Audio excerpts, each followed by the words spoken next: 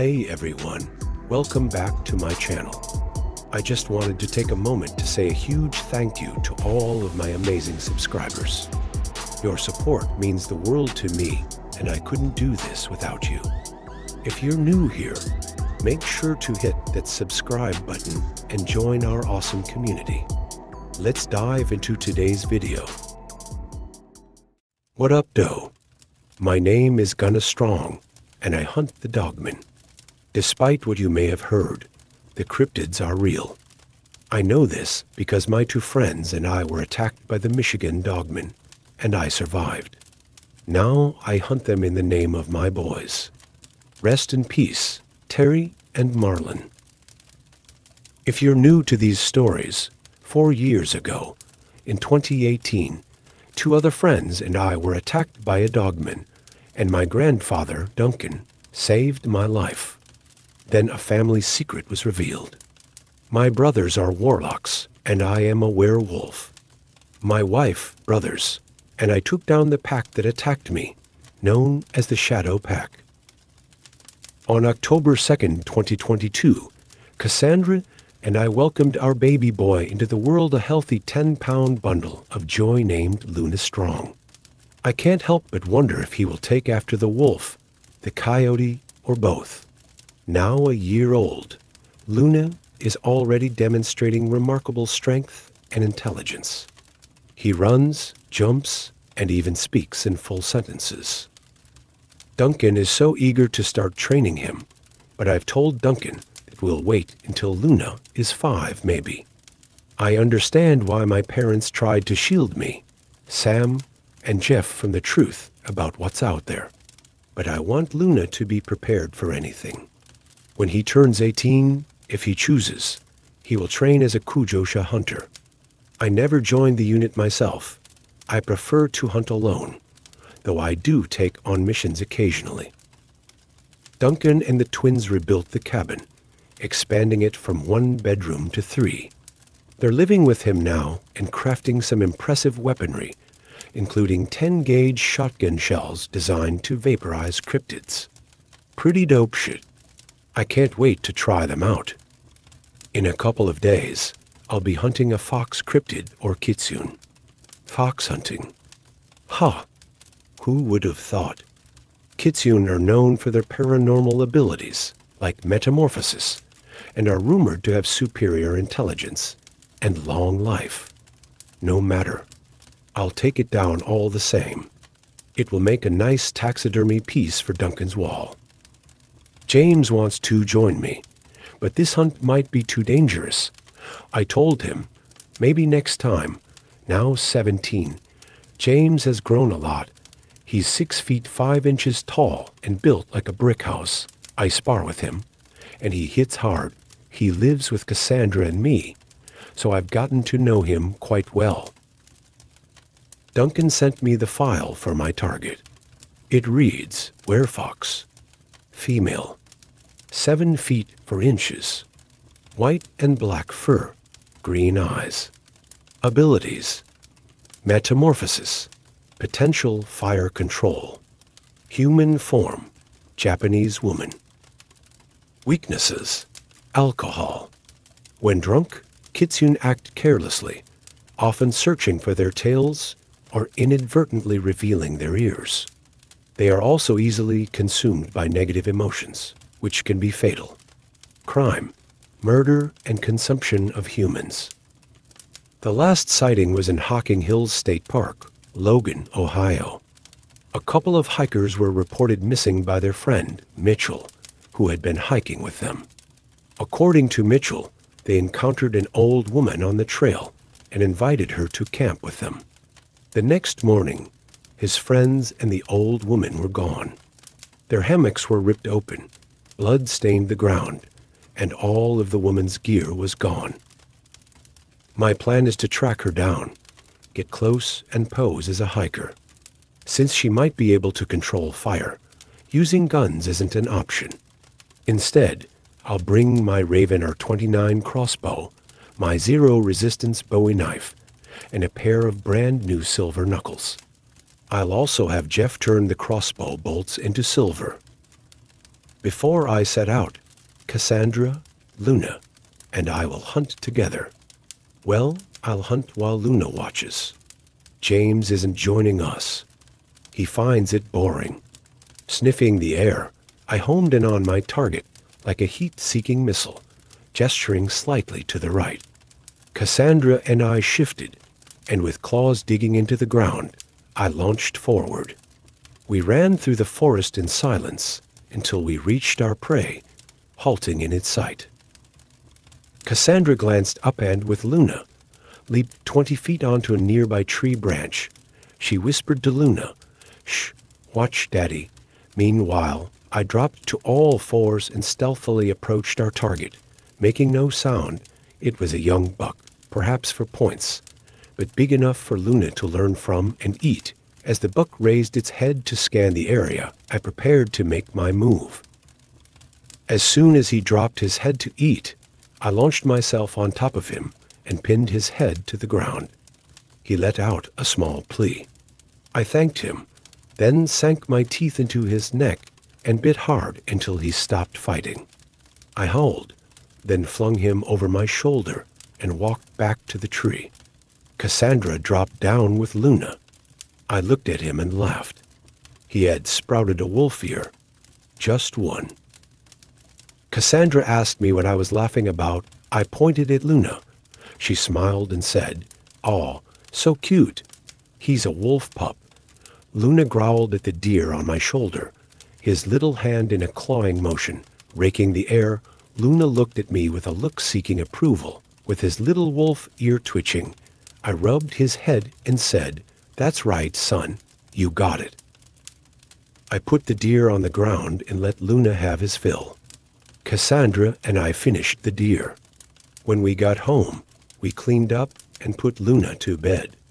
He was still a little restless, so I told him that if he wanted to be big and strong like Daddy, he needed to get his rest.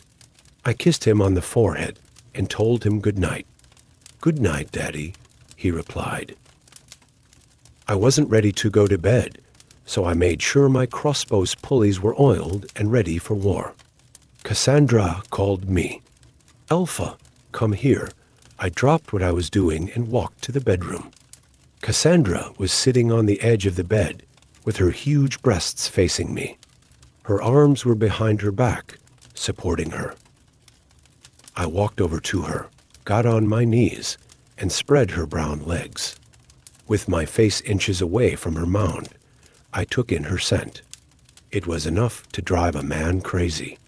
She had the scent of the ocean and the outdoors, sweet and tangy, with a floral note. I grabbed her throat and pushed her onto the bed. She gasped and smiled. I grabbed her by her legs and pulled her closer to me. I spread her puffy wet lips with my tongue and flicked her bud lightly, gradually adding pressure until she arched her back. I pinched her chocolate nipples and sucked on her clit until she erupted in my face. I pulled away, leaving a web of sticky juices between us. I told her to turn over. Massaging my length, I slid it into her soak slit, thrusting my hips into her, making a clapping sound. Again and again, I crashed into her bubble cheeks. Arching her back, she slammed back into me, making me bust hard. I pulled her hips against me, filling her with my cock until I stopped throbbing. She kissed me and told me she loved me. I held her tightly. The comforting sensation of her body put me right to sleep. In the morning, I packed up Ruby and phoned Duncan and the twins. I needed Jeff to turn my bolts into silver, and I had an idea for Sam. I'll ask him to enchant a glove with a spell that could induce sleep upon contact with anyone or anything. My aim wasn't to kill the kitsune.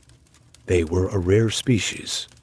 Instead, I planned to transport her to Brandon Herrera, the new warden at the cryptologic prison, where Jereb is currently serving his sentence for his crimes. I kissed Cassandra and Luna, assuring them I'd return shortly. It seemed James had woke up early and headed into the woods for his training. I climbed into Ruby, starting her beast of an engine. The air might have felt cold to a human, but I no longer easily felt the chill. Those days were long behind me. Pulling up to the cabin, I spotted Sam outside splitting wood for the fireplace. The gravel road protested as the 30-inch tires rolled to a stop. "What's up, bro?" Sam asked excitingly. "What's cracking?" I replied, giving each other dap. I told Sam about my ideas for the glove. He said it was a dope-ass idea, and yeah, I got you. Sam and I walked into the cabin. Duncan was sitting at the dinner table, cleaning his sword and pistol. Jeff's girl was in the kitchen cooking. It smelled delicious. Jeff was helping more like eating than helping, if you ask me. The cabin smelled of cornbread, collards, and pork. I asked Jeff to bring Cassandra, Luna, and James a plate later as I took a square of bread. He said, "I got you. Good looking out. I need you to turn my bolts into silver." "I am not bringing firearms tonight," Jeff said. "I got you, bro." Jeff clapped his hands together, closed his eyes, and said the spell. A pulsating light emanated from the bolts, accompanied by a low buzzing sound. The bolts transformed from their original black color to a brilliant silver hue that shit never gets old. Duncan got up from his seat and approached Jeff and me. In his deep baritone, he asked how the family is doing. I told him they were great, mentioning Luna's new wolf ear, a single one. Duncan chuckled at the notion, teasingly dubbing him a unicorn as he stroked his beard. Lost in thought for a moment, Duncan eventually snapped back to reality. "You good?" I asked. He nodded, lost in reflections of times long gone. Luna's presence often evoked memories of my own childhood, and there was something about the fox that stirred ancient recollections within me. "Try not to kill it. I need to speak to it," he requested. "I'll do my best," I assured him. "Hey," Sam called out, grabbing my focus. He showed me a chainmail glove from Duncan's old armor. "We need to test it," he said, beckoning Jeff over. He brushed Jeff's back. Jeff looked at Sam like, "The fuck you doing?" So Sam touched his forehead, and his eyes rolled back, and his legs buckled. I caught him before he could collapse to the ground. "Fuck." "That was fast," I said. Sam said a spell, which woke him. Jeff was pissed when he came to. He said, "You could have warned me, you dick." It made me laugh. He looked at me and said, "Oh, you got jokes?" He said a spell, and suddenly I felt as if I had been slapped. I looked at Jeff with big eyes. I grabbed him and put him in a headlock and made him say alpha. Duncan sat down in his fur armchair facing the fireplace. He reached into a small wooden box on a handmade coffee table in front of him. He pulled out a long pipe, a pouch of tobacco, and wooden matches. He took a 3-finger pinch of tobacco out of the pouch and stuffed it into the bowl. Striking the match on the side of his pipe, he stoked it, and billows of smoke swirled around his face, filling the air with a sweet and nutty smell. An idea came to mind. If I can get the fox to smoke some wolfsbane, I can easily detain it. Where can I find wolfsbane? I asked Duncan. What do you need that for? Duncan asked. I want to roll some up and try to get the fox to smoke some, I said. Duncan said he had never thought of that before, stroking his beard. I do believe I have a little, Duncan said. If you ingest or inhale it, it will have ill effects on you too. Sam said he had a better idea. We can extract the oils and lace the bolts with it. That way it won't affect you. I smiled a big grin. Duncan said he had a dart gun. Perfect, I said, walking over to the pan of cornbread. Duncan, Sam, and Jeff rushed to get me the wolf's bane-filled darts. After a short while, they had 6. I packed Ruby and entered the GPS coordinates, then hit the road. I made the 300+ mile trip in 4.5 hours. I parked Ruby and got my pack out of the back and swung it onto my back. I put on a belt that held the darts. I tucked my knife into its sheath and slung the dart gun across my arm. Then I grabbed my crossbow. I thought I heard a thump in the bed, but I paid it no mind. I trekked along the trail to Old Man's Cave and set up my camp. After tossing some paracord over a sturdy branch, I attached a carabiner to my backpack and hoisted it up, about 10 feet above the ground, with my pack secure. I inflated my sleeping pad and unfurled my bivy bag for the night. I dialed Cassandra's number. Once my camp was set up, I chatted with her and Luna for a bit. Cassandra mentioned that James still hadn't returned, expressing concern. I'm sure he's okay. He's a 17-year-old man, probably just out camping, I reassured her. Amidst our conversation, I could hear Luna playing with Sheba in the background. Make sure he doesn't kill my cat, sweetheart, I added with a laugh. I switched off my lantern and let the soothing sounds of nature envelop me. Drifting off into a peaceful slumber came effortlessly. During the night, I experienced a vivid vision, transported to ancient Japan. I found myself awakening on my sleeping pad, encircled by majestic mountains. The scene felt surreal as I sat up, gazing at the expansive sky above. The stars were larger and more radiant than anything I'd ever seen in Detroit. They captivated me with their beauty. I felt heat behind me. Upon turning around, I saw an elderly African man, seated near an open fire, engaged in smoking his pipe. The radiant flames illuminated his face, casting a warm glow of orange and yellow hues. He was wearing an ancient kimono, and he had an old katana lying next to him, with the suka resting on his thigh. It looked just like Duncan's sword. Actually, he looked like Duncan. He is very tall and robust, dark-skinned, with a sternly structured jaw and high cheekbones.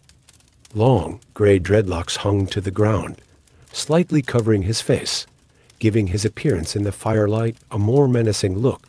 He took a deep drag from his pipe before beginning to speak. Namu myoho renge kyo. Namu myoho renge kyo. Namu myoho renge kyo. With each word, smoke billowed from his mouth, swirling around him in an ethereal dance. When the chant was finished, he looked at me and said, "Hello, Gunna. Do you know who I am?" "No, I don't," I replied. "I am Yasuke, your great-grandfather. I called you here tonight." "About what?" I questioned. "Do not be afraid of me, Gunna. I only wish to have a conversation with you." He took another long draw from his pipe and held it out in front of him, offering it to me with smoke dancing and twirling. He said, "Smoke with me, grandson." I reluctantly took the pipe and studied it for a moment. The tobacco smelled like very strong weed. The pipe was hand-carved from a single piece of wood, perhaps 12 inches long, and an intricate wolf carved into the bowl. I looked at Yasuke and asked, "What is this?" He smiled and said, "It's cannabis, Gunna." When he spoke, I could see his long canine teeth, top and bottom. He pulled his hair back and wrapped it into a turban-like style. I took a draw from Yasuke's pipe and inhaled deeply. He smiled, and the firelight reflected off his brilliant teeth. He could probably rip anything to shreds with those things. A flash of lightning lit up the sky behind him. Yasuke said there was a storm coming. "Can you feel it?" "Yes, I can," I replied. I could smell rain in the distance. I took another draw and inhaled. When I exhaled, the smoke almost seemed to glow and sparkle. I was transfixed. When the light show was over, I asked, "Where are we?" Yasuke said we are in a world between that of the dead and the living. A crossing of roads. How did you die? I asked. We are all made of energy, and each of us has a finite amount. Once our energy is depleted, we die. Every living thing experiences this cycle. Trees, grasses, and even the earth itself, just like this fire. When the wood is consumed, the fire dies out. My fire died out in 1966. I had lived a rich and rewarding life. Seeing my son grow into a man and become a father, I was also there to witness your birth. This is too much to take in, I said, confused. For that, I am sorry, Gunna, Yasuke replied, lowering his head. Did you come to my father as well? I did, he responded. Another flicker of lightning was followed by a distant, low rumble. I passed the pipe back to Yasuke, and he continued. Your father was much older than you thought. He lived 217 years. And you are much older than you think. You believe you are 31. In fact, you are 65 years of age. Your father was a fighter. He had the spirit of a warrior. He sent many cryptids and demons back to hell in his time. He met your mother long ago, and like I, he was seduced and tricked. You're born, and she wanted you for herself. She believes my blood to be divine. Yasuke said this, pinching the bridge of his nose. One night, she tried to perform a ritual on you. To summon the demon king, Raven, your father saw this and thrust his sword through her heart, then cut off her head, believing she was dead. He took you and fled to New Orleans. There he met your brother's mother, Florentia, a voodoo priestess. She cast a spell that would prevent you from morphing into your wolf and erasing some of your memories. I looked at him with eyes filled with surprise. Wait. She's not dead. I asked. No, she is not. He replied. Why didn't Duncan tell me this? I asked. Thus far, everything that was said was meant to protect you, Gunna, but he feels her presence now. There was another flash of lightning, followed by a closer and louder rumble. Yasuke passed the pipe back to me. I took a long, deep puff and inhaled. As I exhaled, the geography started changing around me. Now we seem to be in ancient Africa. Is this Africa? I asked. Yes, Yasuke replied. This is where it all began. I was born here in Africa. My father was a fierce warrior, and I was just a young boy when the invaders arrived. Their weapons were like nothing we'd ever seen, devastating and relentless. But we fought with all our might, and yet we fell.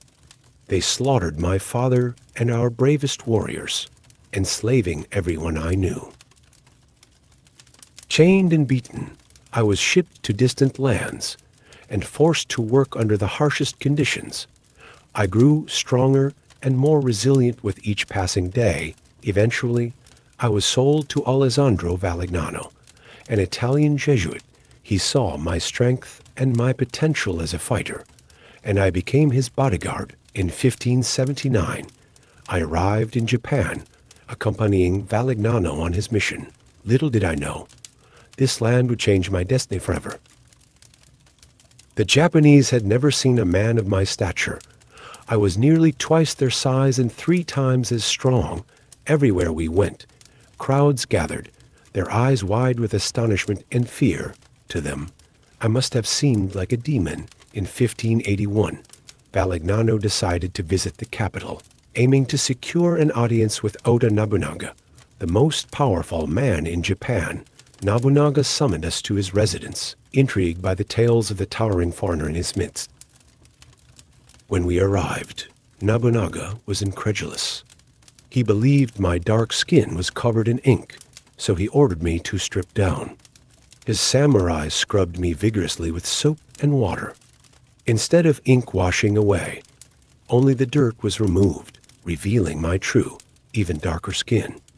Nobunaga was astonished, his eyes wide with wonder at my natural complexion. Nobunaga, impressed and intrigued, granted Valignano a parcel of land to build a church. In a surprising gesture, Valignano presented me to Nobunaga. Thus, I transitioned from servant to weapons bearer and eventually to Nobunaga's personal bodyguard. Under Nobunaga's guidance, I underwent rigorous training and was elevated to the rank of samurai, receiving this very katana. I fought alongside him in numerous battles, cutting down countless FOs. Through our shared victories and profound conversations, our bond strengthened, and we became more than just allies. We became great friends. One fateful night, Nobunaga sent some samurai to a battle, and we traveled to the Hanaji Temple to rest. As Nobunaga retired to sleep, the silence was shattered by betrayal.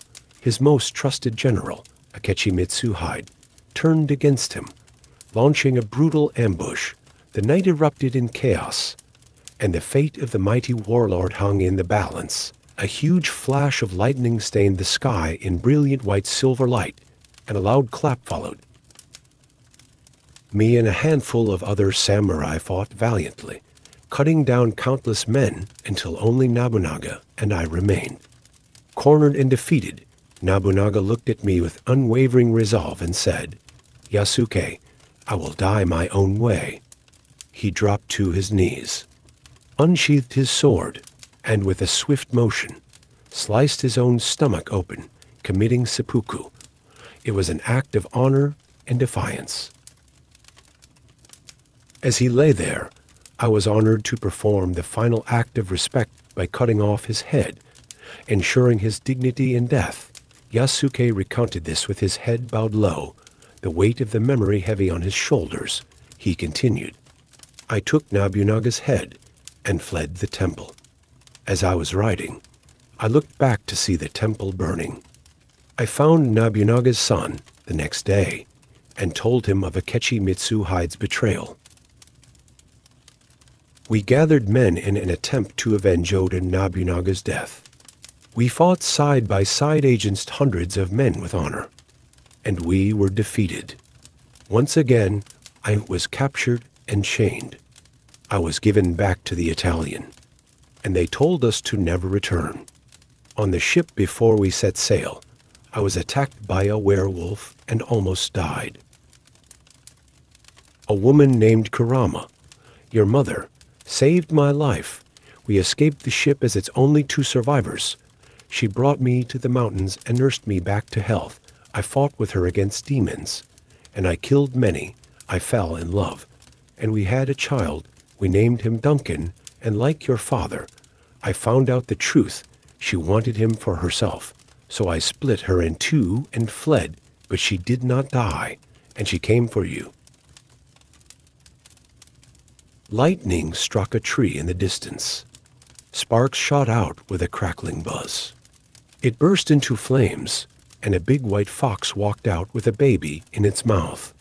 It dropped the baby and looked at me, panting. I could swear the fucker was smiling. "The storm is upon us, Gunna," Yasuke said. But it was not rain. Crimson snow fell on me and stained the ground. I looked at Yasuke. He took a long draw from his pipe and exhaled. He coughed 3 times, and it sounded like gunshots. "It made me jump," Yasuke said. "Help me, Gunna," in James's voice. "What?" I asked. Again he said in James's voice, "Help me, Gunna." I shot up from my dream to hear 2 more gunshots as my vision focused. I could see a dim glow through the tree line. James screamed, "Help me, please." I grabbed my weapons and ran toward the light. I could smell James, and he was badly hurt. "What the fuck are you doing here, kid?" I thought to myself. Running faster than I ever had in my life, I saw the fox about a half-mile away. She had James cocooned in a ball of fire. James shot 1 more time. The fox sidestepped to dodge the slug. It used the explosion from the shot to make the fireball bigger. I observed her controlling the fire. "So you can control fire," I thought to myself. Unintentionally slowing down to process the scene, James screamed in pain as she brought her hands closer together, causing the fireball to shrink. While running, I swiftly transformed into my wolf form. Mid-air, upon landing, I firmly planted my claws into the ground and propelled myself towards the fox with increasing momentum. James's timely shot provided the necessary diversion. The fox's taunts and mocking laughter were clearly audible. "Help me, help me." Her hands drew closer, engulfing James in a fiery cocoon that caused excruciating pain. I smashed into the fox with the force of a truck. The impact made her grunt and sent her flying into a tree. The fireball disintegrated, and James fell to the ground. Instinctively, I checked on James first. He was badly hurt and needed help. I wasn't thinking about the fox. I hit her so hard, she should have been unconscious. I observed the fox lying on the ground, its brilliant white fur spread about. I then turned my attention back to James. Noting his shallow breaths and severe burns from head to toe, it was imperative that I get him to Duncan as soon as possible. As I started to pick James up, the leaves rustled behind me, prompting me to look back. To my surprise, the fox had vanished. I searched the surrounding forest to no avail. Just then, the air was filled with a whispery, slithery voice that sounded like multiple people speaking at once. "You look just like him." She chuckled. "I want my child. I need his blood. Can't you see?" She cackled. "There are no children here, Fox." I said back. The voice whispered, "Your blood is the key. It is your family's destiny to summon him." "Show yourself, Fox," I yelled. She cackled a slithery laugh. A moment later, she emerged from behind a large tree. Her white silvery fur seemed to glow in the full moon, and it moved with a fluid grace reminiscent of water. Her gaze emanated a fiery intensity, like magma. She was 8 feet tall, and her claws were 4 inches long. She smelled of sulfur and smoke. "Do you know who I am?" "No, and nor do I care," I replied. "You dare to speak to your mother that way, boy." "It's you." "Karama," I said, gritting my teeth. "I am going to kill you." "Kill your own mother?" "You disrespectful child," she said in her slithery voice, sarcastically. I swung the dart gun around and fired. She jumped out of the way and disappeared into thin air. Her cackling laugh faded into the night like a slippery snake. I picked James up, being as gentle as I could. Still in my wolf form, I ran toward Ruby, making it there in 35 minutes. I changed back into my human form, laid James down in the back seat, and threw my weapons in her bed. I jumped into the driver's seat and hauled ass back to Michigan. On my way, I called Cassandra and told her what happened. How did he get there? She cried, "I don't know, baby. He must have been in the back of Ruby, and I didn't notice him." "I'm on my way to Duncan's," I replied. I hung up with Cassandra, then smashed the gas pedal, jerking me back in Ruby's seat. Her engine screamed the whole way, only slowing down to corner. I called Duncan and told him what had happened. I said, "I am 5 minutes away, so be ready." I drove down the dirt road and reached the cabin, sliding 20 feet to a stop. I opened the back door, and James was shaking. I said, "I've got you, kid. Just hold on." Jeff and Sam helped me put him on a stretcher, and we ran him into the cabin, laying him on a bed. Sam, Jeff, and Duncan worked their magic, reciting spells and placing hands on him. They finally stabilized him, but he is badly hurt, and his whole body is burned. It was hard to keep Cassandra back. She was crying, screaming, and swinging her arms, trying to get to him. After she calmed down, the twins called her in, and she sat by his side the whole night. I asked Sam's girlfriend to watch Luna for a little bit, because I needed to talk to Duncan.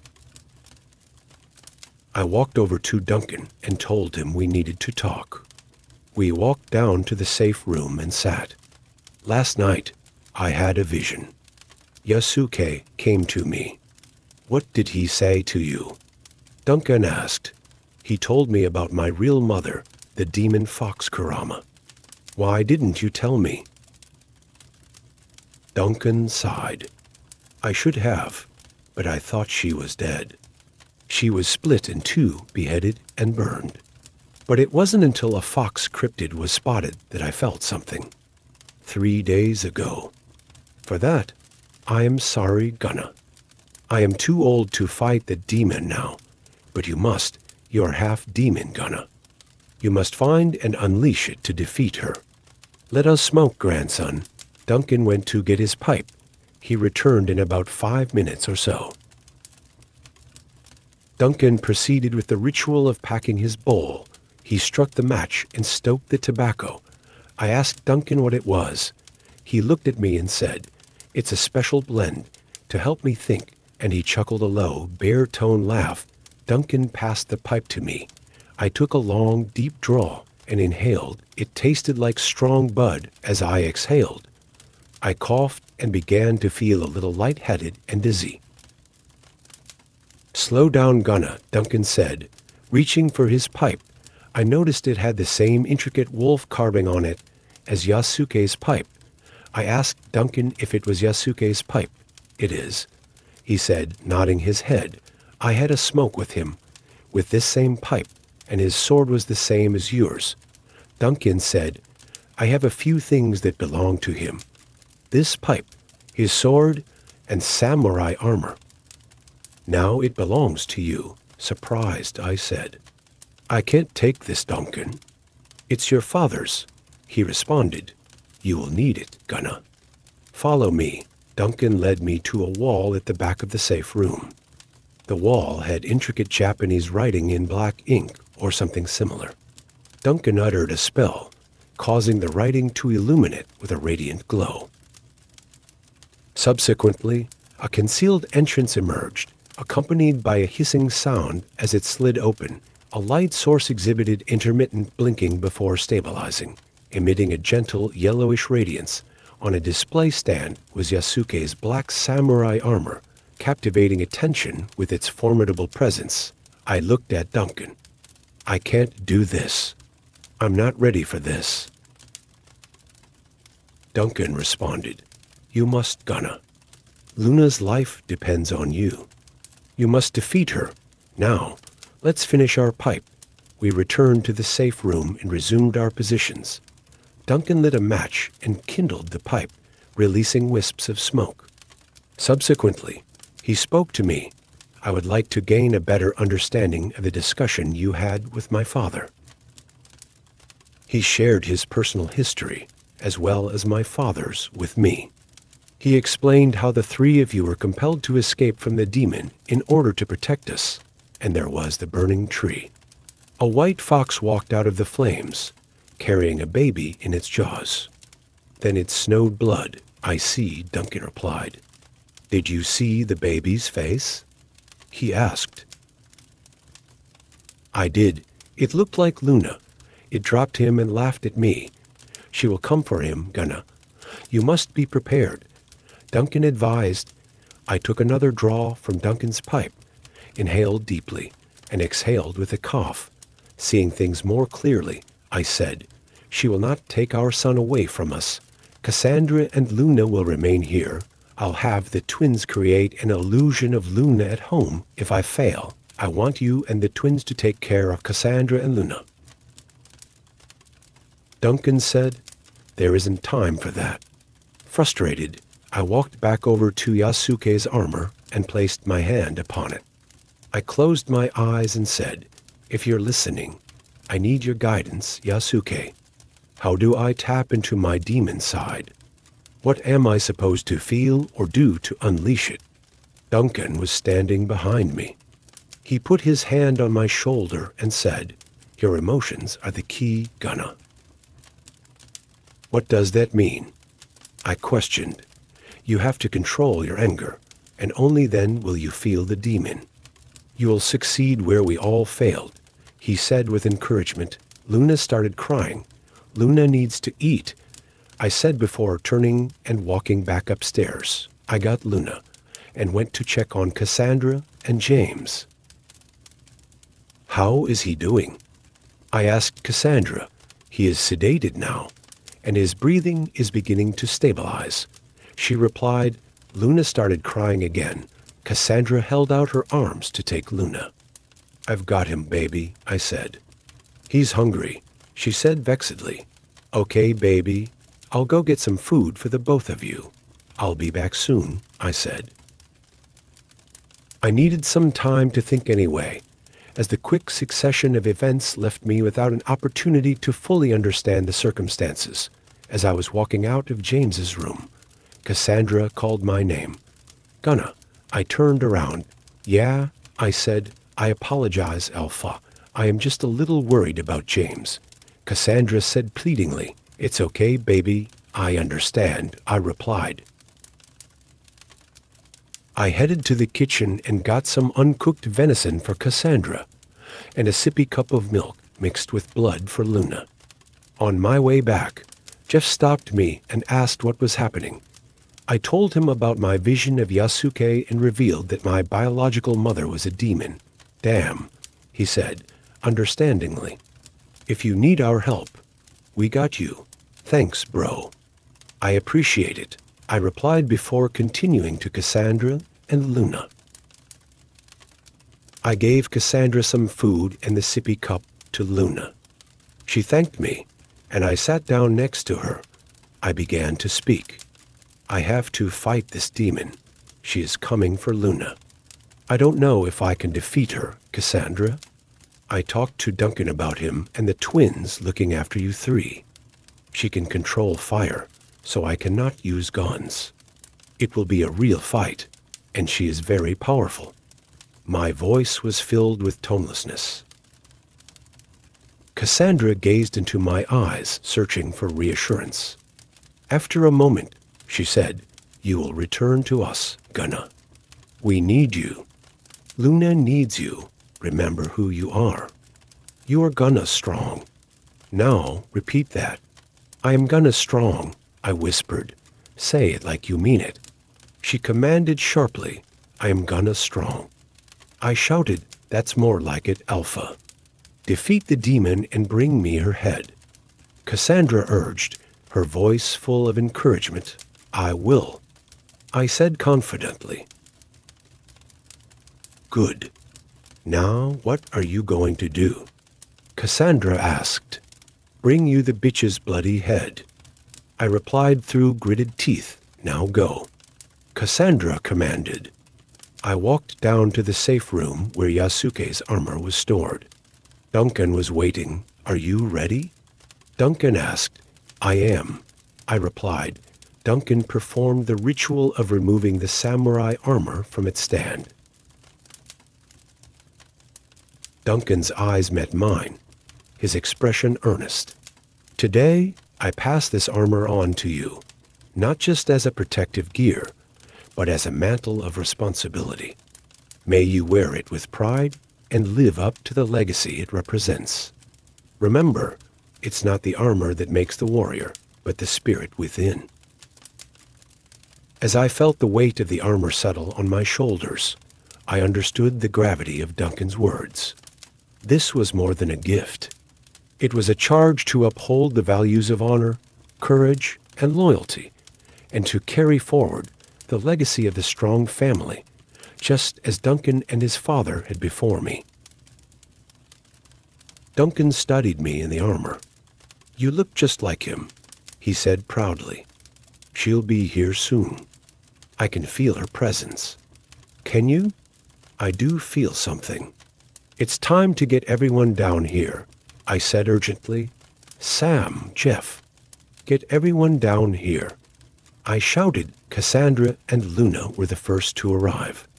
The twins carefully brought James down and laid him on the bed. He still looked bad. I am going to kill that fucking demon, I vowed to myself. Cassandra stared at me in my armor. "You look amazingly dangerous, Alpha," she said, making me smile. "Come back to us," she added worriedly. A huge crash upstairs jolted us out of the moment. "Stay down here with Duncan and the twins," I commanded. As I was sealing the door shut, Duncan reached out his hand. "Wait. I'm coming with you." "I need to see her." "Fine," I barked. "Let's go."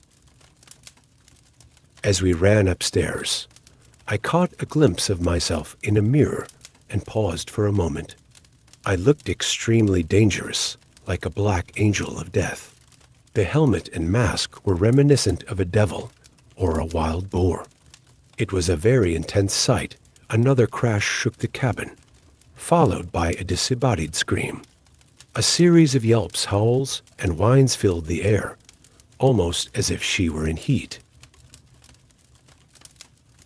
Upstairs, we saw cracked walls and scattered pictures on the ground. The yelps and howls faded away. Suddenly, a tremendous slam sent drywall flying like shrapnel, and part of the ceiling collapsed on Duncan. "No, no, no. Duncan!" I shouted, desperately removing the debris from on top of him. "Duncan, are you okay?" I yelled. Finally, I could see him. He was bleeding badly and unconscious. A mocking laugh behind me caught my attention. I gritted my teeth and let out a scream mixed with a howl, filled with anger, sadness, and pain. I could feel my eyes burning red. I got to my feet and turned around. "Mother," I yelled. The fox demon walked into the destroyed cabin, smiling. "I want my child," she said. "You can't have him. You'll have to kill me first." I snarled through gritted teeth. In her disembodied voice, she said, "So be it," gesturing her hands in a dismissive manner. I reached for my 500, but my hand found the katana instead. Gripping it, I began to unsheath the blade. The fox said, "Ah, ah, ah," and pointed at the fire still burning in the fireplace, then made a beckoning motion with her hand. The flames were drawn out of the fireplace, transforming into a massive fireball in her grasp. Controlling the fireball, she raised her hands above her head and, pulling them apart, let the fireball drop onto herself. It descended slowly, igniting her in a burst of flames. As she burned with a purplish hue, her form morphed within the fireball, setting everything around her ablaze. Out of the flames emerged a small, pale-skinned Japanese woman, standing 5'2". She had long, flowing white hair and fox ears, giving her an ethereal and mystical appearance. She was dressed in an elegant white and red kimono, adorned with intricate patterns and floral designs. Her eyes were a striking green, with a captivating gaze, and her expression was calm yet slightly enigmatic. She took slow, deliberate steps in my direction. With a hiss in her voice, she sneered. "This is your last chance, boy. Hand over the child, or die." With a swift motion, she extended her hands, palms up, channeling the raw, crackling energy from the fire. In a breathtaking display of power, she summoned flames that danced and swirled, forming 2 fiery orbs, one in each hand, pulsating with intense heat and untamed power. Gripping the sword's hilt so tightly that my knuckles cracked, I felt a surge of adrenaline course through me. With a swift, fluid motion, I launched the blade from its sheath, slicing through the air with a deadly hiss. My other hand joined the first, steadying my grip as I twisted the blade upright. With a fierce battle cry, I brought it down in a powerful arc, the steel singing as it cut through the fox's kimono, revealing her bare skin beneath. She gasped, her eyes widening with a mix of fear and determination. With a swift motion, she drew her arm back and hurled one of the fire orbs. It hurtled through the air, a blazing comet of fury, and struck me squarely in the side. The impact was like a hammer blow, the warmth searing but not burning. It stunned me, more like a sudden jolt than the inferno I had anticipated. Was it my armor that deflected the flames, or was I somehow immune? Either way, the fox's eyes mirrored shock and disbelief. Undeterred, she launched the second orb with a fierce cry. I braced myself, curling up to shield my body from the impending blast. The air crackled with energy as the fireball surged towards me, the heat singeing the very air around us. I sidestepped, narrowly avoiding the fiery orb as it whizzed past me. It smashed into the bathroom door with a deafening crash, rupturing the plumbing and sending a torrent of water spraying out, dousing the flames. My katana gleamed in the flickering light, and I lunged forward for another slash, but she was too quick. With a powerful leap, she vanished into the night, leaving only a whisper of her presence behind. Panting, I turned my attention back to Duncan. Debris covered him, and I grunted with effort as I cleared the wreckage piece by piece. The collapsed roof had pinned him down, but I finally freed him, my heart pounding with fear. Duncan, Duncan, I called urgently, my voice thick with emotion. Are you okay? A groan escaped his lips as he moved his head and slowly opened his eyes. Relief flooded through me, overwhelming and sweet. I thought you were gone, I said, my voice trembling with a mixture of joy and contentment. I helped Duncan sit up, supporting him as he regained his footing, though he was still weak and wobbly. Carefully, I moved him to the back of the cabin, where it was safer and free from debris. Where is the fox? Duncan asked, his voice strained. I don't know, I replied, grief and frustration lacing my words. I attacked her, but she vanished into the night. She's grown more powerful over time, Duncan said. Just then, a chilling, slithery laugh filled the air, making our blood run cold. We snapped to attention, scanning the area through the gaping hole in the front of the cabin. You can still morph into your wolf form with this armor on, Gunna, Duncan said urgently. There wasn't time to tell you, but your armor is enchanted. It will resist fire and grow with you as you morph. Yasuke fought alongside her once and knew of her fiery abilities. So, he sought out a witch to have your armor charmed. A surge of confidence washed over me at his words, and I couldn't help but smile. The thought of this newfound power filled me with a renewed sense of hope.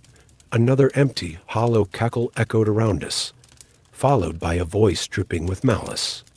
Why do you do this to your mother, boy? Can't you see that if you join me, we can rule together as mother and son? You can make another child, it's fun and delicious, she taunted, ending with a disembodied chuckle that sent shivers down my spine. As I told Duncan to stay put, I rose to my feet and scanned the jagged opening in the cabin's front. Ruby's silhouette loomed before me, igniting a flurry of thoughts about my silver knuckles and the charmed chainmail glove. Realizing the keys were out of reach, I resorted to brute force, smashing through the window to retrieve them from the back seat. Swiftly donning the glove on my right hand, I secured the silver knuckles over it, a potent combination ready for action. Embracing my lichen nature, I shifted into the form of the wolf, a primal growl escaping through clenched teeth. Reveal yourself, fox. I snarled into the night, my voice a menacing echo in the darkness. Her laugh echoed through the night, a haunting melody that sent chills down my spine. Emerging from behind a tree, she had reverted to her fox form, her white fur shimmering under the moonlight, flowing like waves with every movement. I will have my child tonight, she proclaimed, her eyes gleaming with malevolent triumph. No one here can stop me. You're nothing like your father. Weak and despicable. Now move aside, or die, boy. Enough with calling me boy, bitch. I growled, baring my razor-sharp teeth before spitting on the ground in defiance. It looks like you're all out of light shows. I didn't want to whoop an old lady's ass tonight, but you're not the ordinary Cadillac-pushing old lady now, are you? I said sarcastically.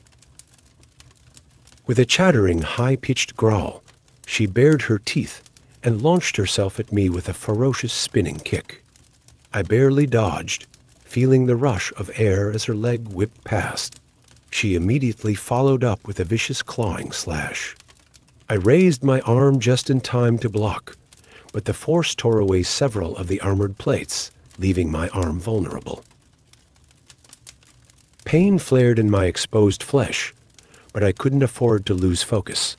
She was relentless, her attacks a blur of speed and precision. I countered with a low sweep, trying to knock her off balance, but she jumped, twisting gracefully in mid-air and landing with cat-like reflexes. Her eyes, glowing with an eerie light, locked onto mine, filled with a savage intensity. She charged at me, but just as she reached striking distance, she disappeared from sight.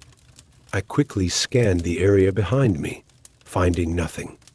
I spun around again, but she was nowhere to be seen. Suddenly, she landed behind me and delivered a swift kick to my head, sending me crashing to the ground face first. I tried to get up, but she unleashed a relentless barrage of stomps, leaving me barely conscious. My vision blurred and ears ringing, I looked around and saw the fox sniffing the air, searching for Luna. The fox located the staircase to the safe room. I watched as Duncan tried to stop her, but she effortlessly threw him 20 feet away and continued down the stairs. I could hear her pounding on the door, the sound echoing like war drums as I drifted in and out of consciousness. It reminded me of when Evander was on top of me, snapping and biting, and I felt the urge to just give up. But this time, Duncan wasn't here to save me. I thought about Duncan, my brothers, and then Cassandra. What will happen to her and Luna when I am gone? Luna? No, you can't have my son. I remembered what Duncan had told me. Control your anger. That's the key. I focused on my breathing, calming my heart rate, and concentrated on Luna. Then I felt it, the demon burning inside me. A surge of power coursed through my muscles, propelling me to rise and fight. The sheer intensity made me scream as my body was overwhelmed. My skin felt like it was burning and freezing simultaneously. Steam or smoke swirled around my helmet and armor. It felt like 20 souls were surging through me at once. Clenching my fist to my face, I screamed with all my might, trying to release some of the energy. "Mother," I yelled, my voice a drawn-out growl. I sprinted to the safe room entrance so swiftly, it felt like I was gliding. Maybe I was. I wasn't sure. She was pounding on the door, nearly breaking through. The sides were bent inward, and I could hear Luna crying inside. "Leave him alone, bitch," I shouted in fury. She turned to face me, letting out a horrible sound of pure hatred, then charged at me with blistering speed. She launched a flying sidekick, but I caught her foot and twisted it sharply. At the same time, I yanked her off balance. With a powerful throw, I hurled her 50 feet into a tree, sending her crashing through it with a splintering sound. I glided toward her, lifted her effortlessly, and slammed her down with a thunderous boom that echoed through the night. Grabbing her by the hair, I dragged her toward the river. She screamed, flailing her arms and legs wildly. "You have been beheaded, cut in two and burned." I figured we would try water and ice this time, I said with a deep, unworldly voice. With a firm, one-handed grip, I leaped into the 5-foot deep water and brought her back to shore. I delivered a punch with my gloved hand, the silver knuckles ensuring she was knocked out cold. I dragged her to the back of the cabin. I opened the freezer and tossed her inside. To make sure she stayed unconscious, I placed the charmed glove over her face. Raw power surged through my body, causing it to shake and twitch uncontrollably. Clenching my fist by my face, I pounded on my helmet, the energy within me too immense to contain. The surge was overwhelming, a torrent of force that made me scream and tense every muscle. Behind me, Duncan's voice pierced the chaos, calling my name. Gunna, Gunna. His voice was barely a whisper against the crackling energy coursing through me. Then another voice emerged from the depths of my mind. I am Raven. I am free. I am Raven. I am free. Duncan's voice broke through again, desperate and urgent. Control it. Don't let the power consume you. Cassandra's voice followed, steady and strong. You are Gunna strong. The cacophony of voices intensified, Raven and Cassandra echoing through my mind. You are Gunna strong. Suddenly, Duncan's voice cut through the turmoil, clear and commanding. I jerked around to face him, his expression a mix of horror and astonishment. I must have looked like a monster, a beast barely contained by its own skin. Duncan's voice cut through the chaos, urgent and commanding. Think about Luna, Gunna. The moment I focused on my son, control surged back to me. The beast within began to fade, and I could feel myself wrestling the power back under my command.